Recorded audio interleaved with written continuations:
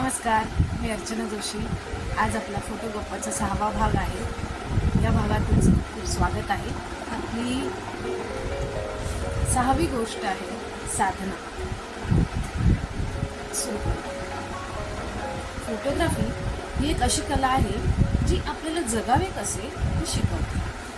एका मूर्तिकाराला प्रश्न विचारला, तुम्हाला इतक्या सुंदर मूर्ती करणे कसे जमते? त्यामागे काय गुपित आहे? त्याने दिलेले उत्तर आपल्याला एक शिकवण देऊन जाते. तो म्हणतो,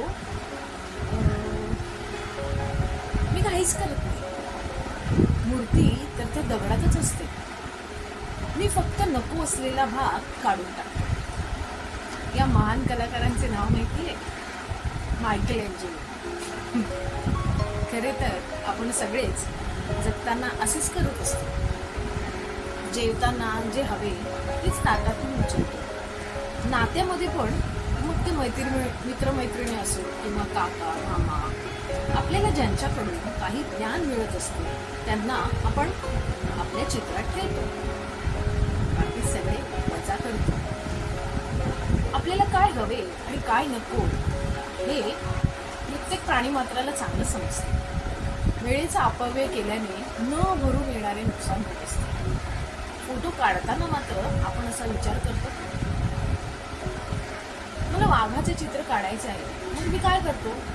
जंगल, हरिण, झाडे सगळं आसमंत चित्रित करतो आणि कात्री घेऊन बाकीचे चित्र कापून टाकतो का? आणि फक्त वाघाचे चित्र शिल्लक ठेवतो.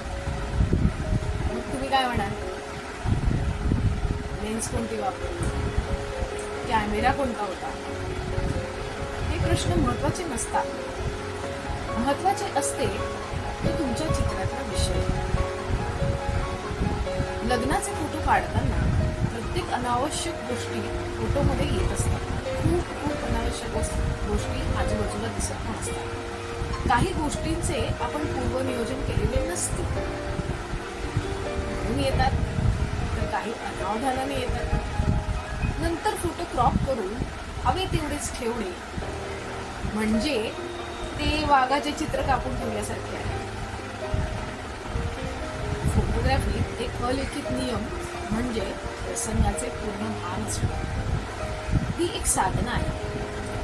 चांगले फोटो कधीच काढता येत नाही, पण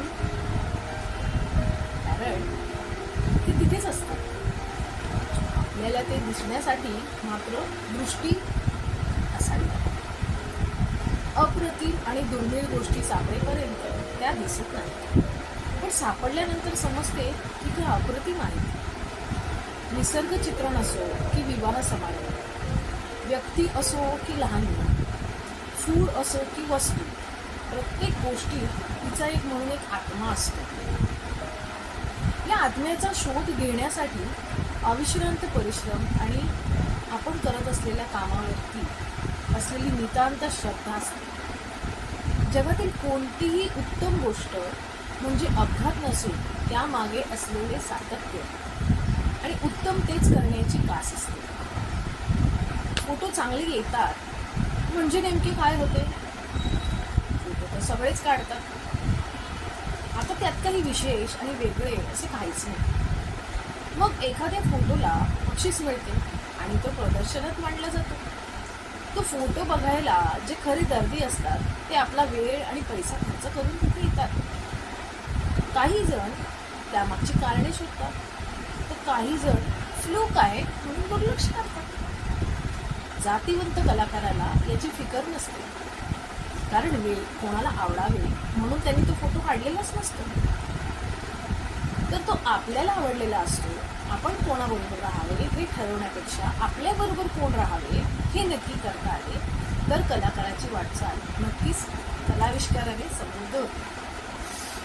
फोटोग्राफी करण्यापूर्वी जे फोटो आपण काढणार आहोत त्या विषयांचे चिंतन, मनन आणि गृहपाठ खूपच महत्त्वाचा असतो.